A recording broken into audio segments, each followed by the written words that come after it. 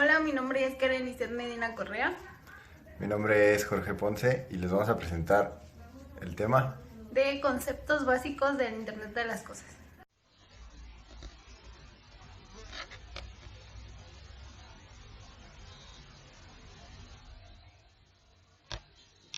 Por lo general, el término Internet de las Cosas se refiere a escenarios en los que la conectividad de red y la capacidad de cómputo se extiende a objetos, sensores y artículos de uso diario que habitualmente no se consideran computadoras, permitiendo que estos dispositivos generen, intercambien y consuman datos con una mínima intervención humana.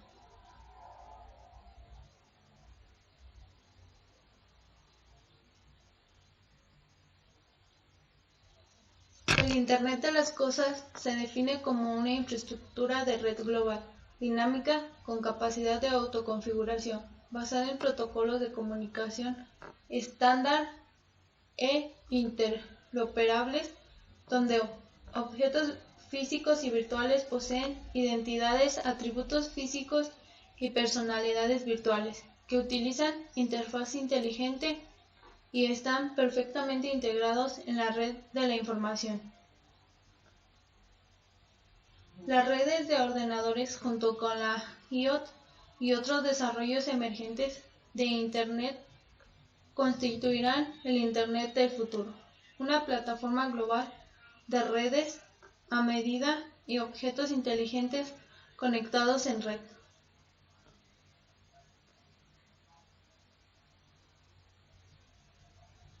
La Internet de las Cosas, IoT por sus siglas en inglés, es un sistema de dispositivos de computación interrelacionados, máquinas mecánicas y digitales, objetos, animales o personas que tienen identificadores únicos y la capacidad de transferir datos a través de una red, sin requerir de interacciones humano a humano o humano a computadora.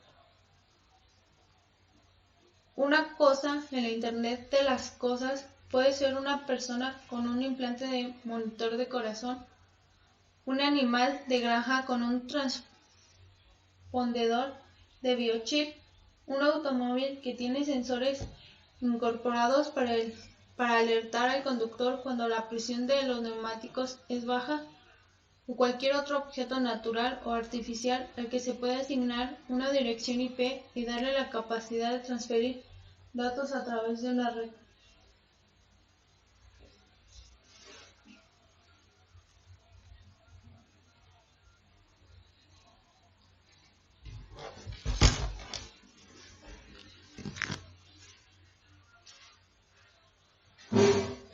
Tecnologías que se utilizan en el Internet de las Cosas. El Internet de las Cosas requiere unos cuantos elementos necesarios para habilitar la comunicación entre dispositivos y objetos. Los objetos necesitan ser aumentados con una tecnología Auto-ID, típicamente con un tag RFID, que permitirá que el objeto sea identificable unívocamente. Además, un tag RFID permite que el objeto comunique sin cables cierto tipo de información, lo que nos lleva a otro tipo de requerimiento: la capacidad de monitorizar datos. Los objetos inteligentes tendrán integrados un tag RFID y un sensor para medir datos. El sensor puede capturar fluctuaciones en la temperatura del entorno, cambios en las cantidades u otro tipo de información. Esta información se almacenará en la memoria del tag y el lector RFID tendrá la capacidad de leerlo para poder enviar la información a la base de datos. Cualquier tipo de lector RFID nos puede servir para este propósito, pero serán preferibles aquellos con comunicaciones Ethernet. Tal y como hemos comentado anteriormente, las comunicaciones wireless son una característica muy importante. Las comunicaciones con cable no excluyen la posibilidad de que un objeto pueda formar parte del Internet de las Cosas, pero sí limita la movilidad y la usabilidad general del objeto. Cuando el objeto inteligente reporta datos, la información viaja por redes IP a una base de datos central que almacena y clasifica los datos para que puedan ser leídos por los humanos. ¿Por qué necesitamos el Internet de las cosas? Gracias a esta nueva capacidad de los objetos reportar datos en tiempo real, los usuarios tienen la posibilidad de tomar decisiones de forma más rápida y precisa. En la cadena de suministro, los administradores serán capaces de monitorizar el estatus de los envíos, como por ejemplo una caja llena de fruta con sensores tags RFID y lectores RFID. El administrador ve en tiempo real la localización exacta de la caja dentro del almacén, el punto de origen de las frutas, los días que quedan antes de que expiren y la temperatura. Un proceso visible y transparente mejora la eficiencia, reduce desperdicios y permite trazabilidad. Si se determina que un envío no es apto para ser consumido debido a una enfermedad u otras circunstancias, el origen de la causa de esta pérdida será descubierta rápidamente gracias a la cantidad de información disponible.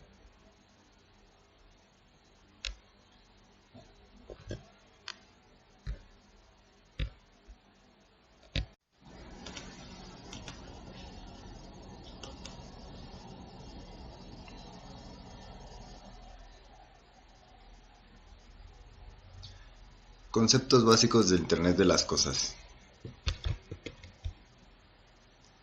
El Internet de las cosas contiene historia, evolución y aplicaciones. En primer lugar, la historia. Internet de las cosas es una traducción de la expresión en inglés Internet of Things, por sus siglas IoT, que describe un escenario en el que diversas cosas están conectadas y se comunican. Esa innovación tecnológica tiene como objetivo conectar los ítems que usamos diariamente a Internet, con el objetivo de aproximar cada vez más el mundo físico al digital.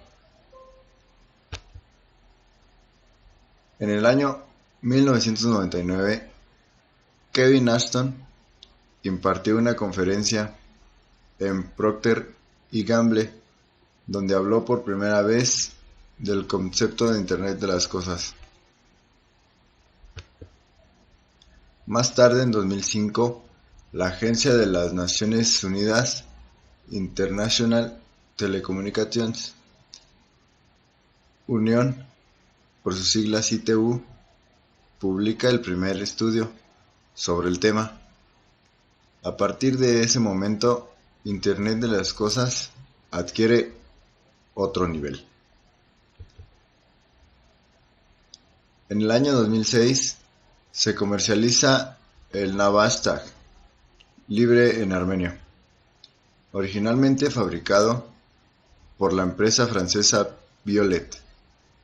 Se trata de un pequeño conejo que se conecta a Internet por ondas Wi-Fi. En el año 2008, un grupo de empresas se unen para crear la IPSO Alliance con el objetivo de promover el uso del protocolo de Internet en redes de objetos inteligentes y hacer posible el Internet de las cosas. En el año 2010, el primer ministro chino Wen Jiabao dijo que el Internet de las cosas era la clave de la industria para China. En el 2011 se lanzó el nuevo protocolo IP versión 6. Samsung, Google, Nokia y otros fabricantes anuncian sus proyectos. NFC. Se crea la iniciativa Internet de las Cosas, GSI, Global Standards para promover la adopción de estándares para IoT a escala global.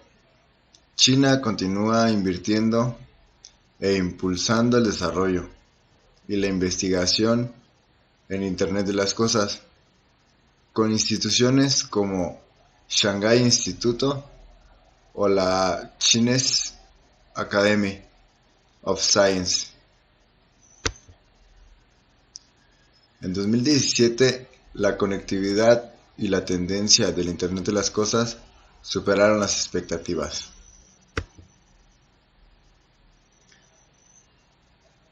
En segunda parte tenemos la evolución. En los años 60 y 70 se pudo haber avanzado mucho más en Internet de las Cosas, gracias a la aparición de la red ARPANET, que finalmente acabaría convirtiéndose en Internet. No obstante, era una red principalmente dedicada a fines militares y académicos, por lo que el uso estaba restringido.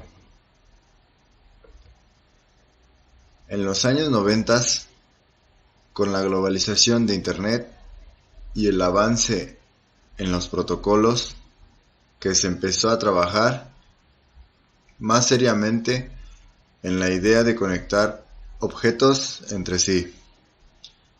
El término ya se usaba en aquel entonces entre científicos e investigadores, como desveló Kevin Ashton, pero se quiso mantener en privado.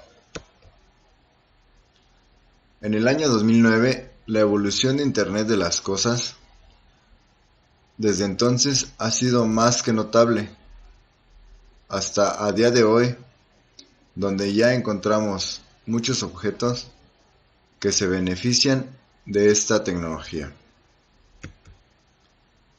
En el año 2015 se calcula que alrededor de 10.000 millones de dispositivos tuvieron conexión a Internet.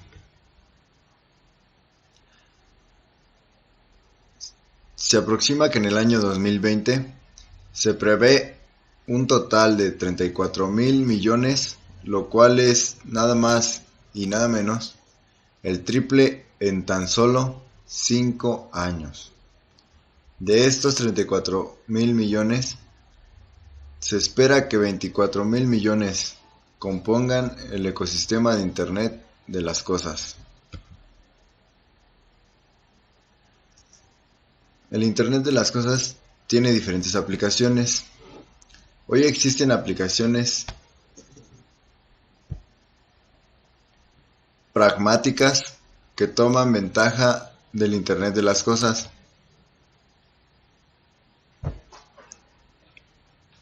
En primer lugar, seguimiento de activos e inventario. Los propietarios de valiosas piezas de equipo, tales como excavadoras, cargadores frontales, motoniveladoras y tractores, pueden estar al tanto de su ubicación y su condición. En la transportación, compañías de camiones comerciales han implementado soluciones desde hace varios años para realizar un seguimiento de los camiones, su carga y manutención. La red eléctrica Smart Grid utiliza computadoras y las redes de comunicación para dar un mejor seguimiento y control de la red eléctrica. En la medicina y deportes, la monitorización de pacientes fuera del hospital o en cualquier lugar donde un enlace de comunicaciones pueda ser establecido, los médicos pueden monitorizar las condiciones de un paciente y diagnosticar problemas o recibir alertas de eventos potencialmente letales. En los deportes, el uso de sensores para la recopilación de datos de salud y rendimiento de los atletas.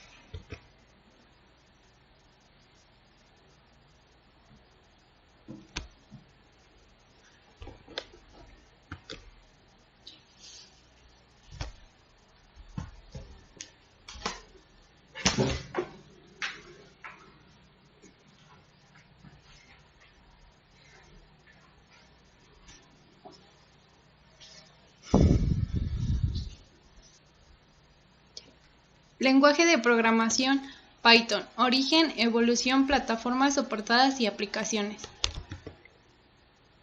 Origen. El lenguaje Python surgió a principios de los 90 e inicialmente fue desarrollado por Guido van Rossum, un ingeniero holandés que trabajaba en ese momento en el CVI de Ámsterdam, el Centro de Investigación de Ciencias de la Computación holandés.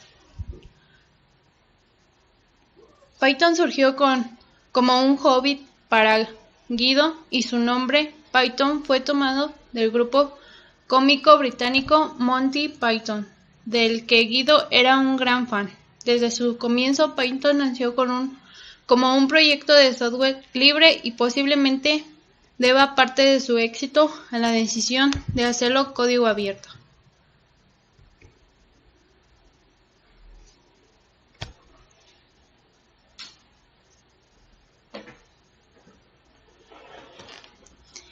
Evolución de Python. Actualmente la evolución del lenguaje Python es gestionada por la Python Software Foundation, una sociedad sin ánimo de lucro dedicada a dar difusión al lenguaje y a apoyar su evolución.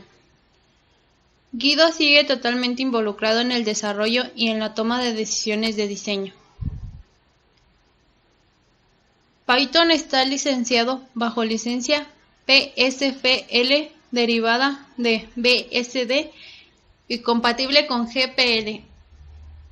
Muchas empresas y organizaciones como Google, Microsoft o Red Hat hacen un gran uso de Python y tienen influencia en su evolución, pero ninguna ejerce un control sobre el mismo. Esto diferencia a Python de otros lenguajes.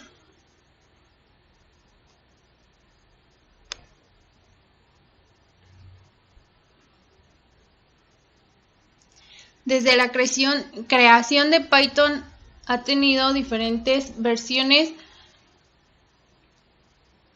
por ejemplo, versiones que algunas de estas ya están obsoletas, como se muestra en la imagen. Las que se encuentran en rojo son todas las versiones que ya no son utilizadas en la actualidad. Versión 1. Incluyó herramientas de la programación funcional como lambda, reduce, filter y map. La versión 2 se incluyó la generación de listas, una de las características más importantes del lenguaje de programación funcional Haskell. Además, incluyó un sistema de recolección de basura capaz de recolectar referencias cíclicas. En 2001 se crea la Python Software Foundation, la cual a partir de Python 2.1 es dueña de todo el código, documentación y especificaciones del lenguaje. La fundación se basó en el modelo de Apache Software Foundation.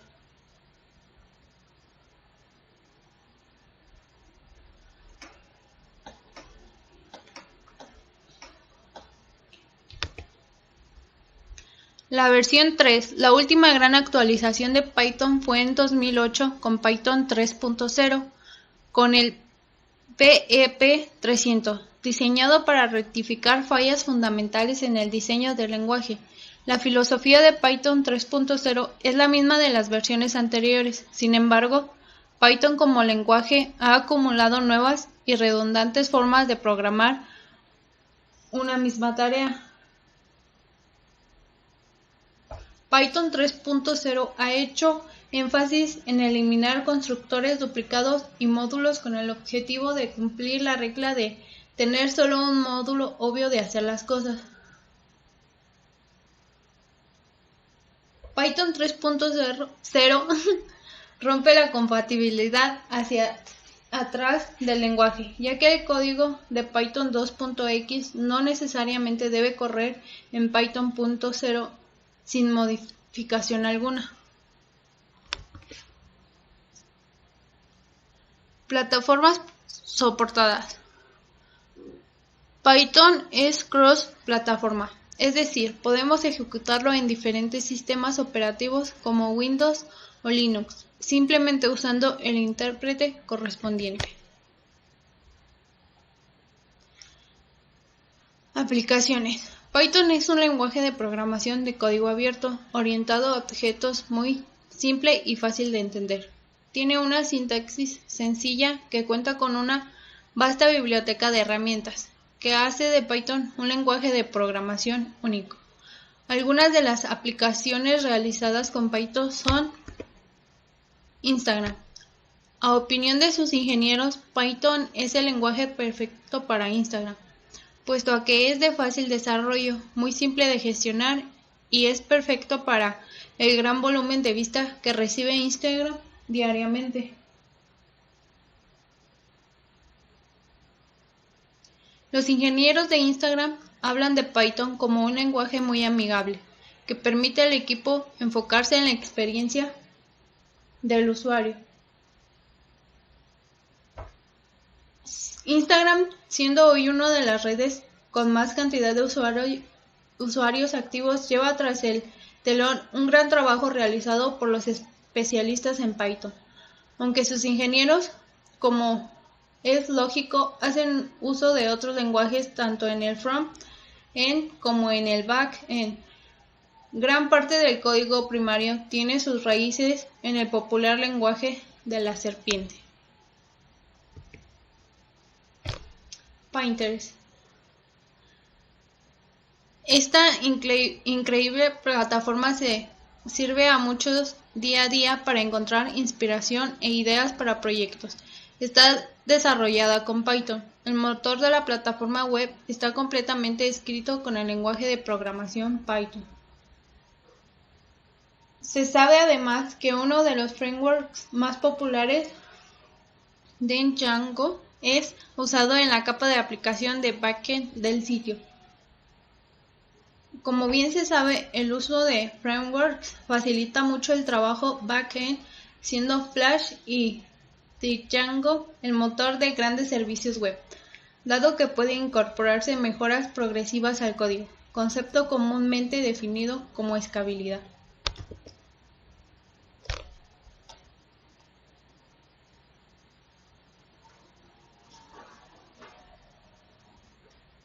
Darkfleet es un juego de batalla en primera persona, donde el jugador toma control de distintos equipos bélicos y vehículos para realizar misiones, lanzando al mercado en el año 2005. Un juego con buenos gráficos y una historia que lo hace favorito para muchos gamers. Algo que destaca de este juego es que está completamente desarrollado en Python, desde el motor del juego hasta la parte de las animaciones, lo que le da movilidad y funcionalidad a cada parte del juego. Está centrado en el código basado en Python.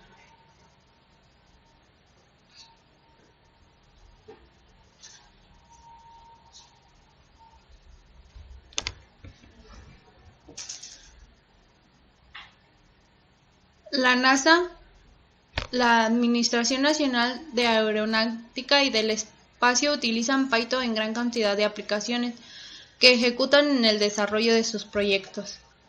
Entre ellas destaca un repositorio para almacenar datos de diseño asistido por computadora enfocados en matemáticas avanzada que es usado en los viajes espaciales. Así también posee un sistema de gestión, integración y transformación, que según la NASA será base fundamental para la asistencia en el ámbito de la ingeniería en los próximos años. La NASA también utilizó Python en el desarrollo de OpenMathDAO, herramienta para resolver problemas de optimización de diseños multidisciplinarios, y es un claro ejemplo de que con Python las estrellas son el límite.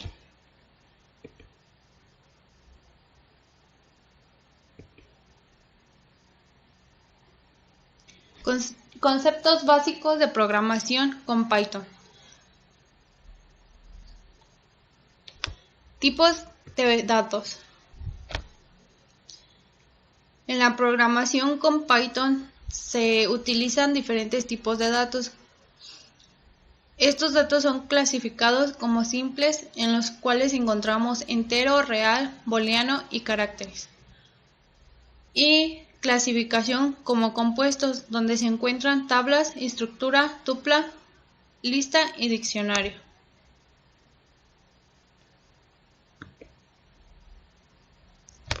Dentro de Python también encontramos variables.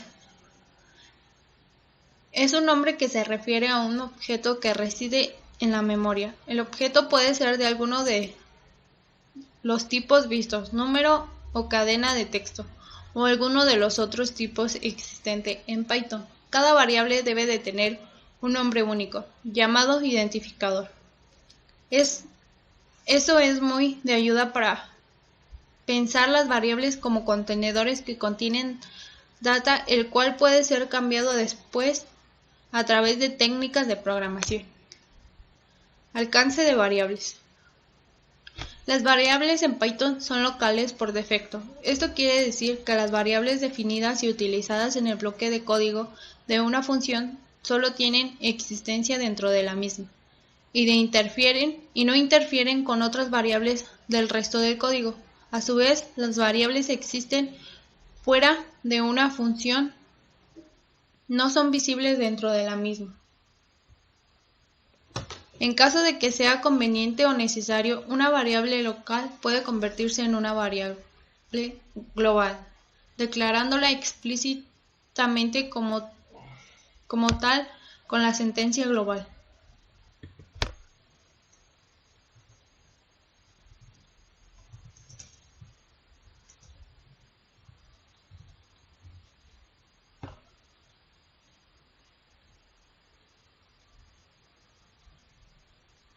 Y podemos observar de cómo se asigna el valor a una variable.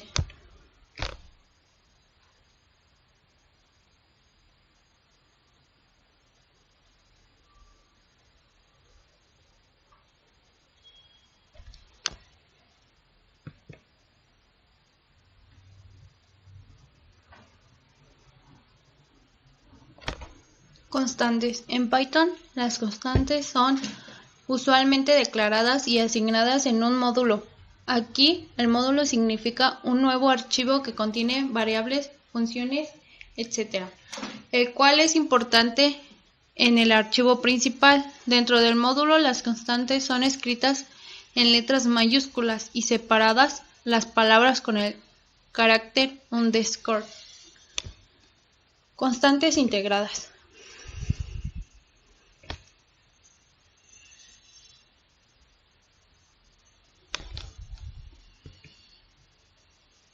Ejemplo: crear un archivo llamado constantes.python con el siguiente contenido. Dentro de Python existen operaciones aritméticas como las que se muestran a continuación, donde podemos observar que existen exponenciación, identidad, cambio de signo, multiplicación, división, módulo, resto, suma y resta.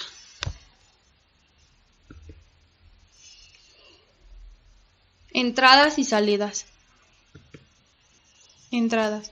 La función input permite obtener información de él en la terminal desde el teclado. El momento de ejecutarse esta línea en la consola espera que ingresemos el texto que necesitemos y demos un enter para continuar y guardar el valor capturado en una variable de programa. Salidas. La función print es sin duda una de las instrucciones más sencillas y que usaremos, ya que nos permite mostrar información por consola como mensajes, números o valores de una variable. Para su uso, solo las pasamos en los argumentos lo que deseamos mostrar en consola.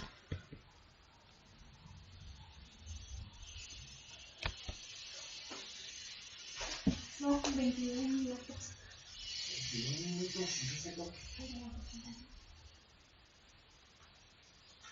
Que nos vamos a echar 8 minutos.